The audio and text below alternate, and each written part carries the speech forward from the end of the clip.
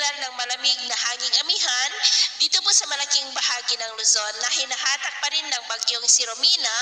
na malapit na po ngayon sa may Vietnam, habang shearline naman ang nakakaapekto po ngayon sa may Southern Luzon. Ang shearline po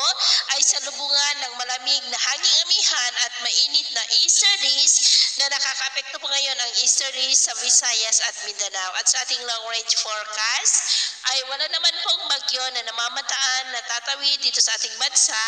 hanggang sa matapos ang taon na ito, pero hindi pa rin inaalis ang posibilidad na may mabuong sama ng panahon sa susunod na mga araw sa silangan ng ating bansa, at ang development pa rin ng mga yan ang ating babantayan kung matutuloy o hindi. At sa lagay ng ating panahon, ngayong hapon ay cloudy skies with isolated rains. Dito pa rin po sa may Cagayan Valley, Cordillera, Ilocos Sur, ilang bahagi ng Central Luzon,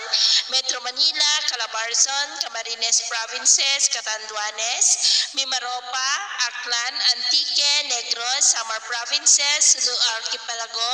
Sorsogon, Lanao Provinces at southern part ng Davao. At mamayang gabi, posible pang may kalakasan na mapag-ulan, lalo na po sa may Camarines Provinces, Catanduanes, Legazpi, Sorsogon, ilang bahagi po ng Calabarzon, at may mga isolated rains pa rin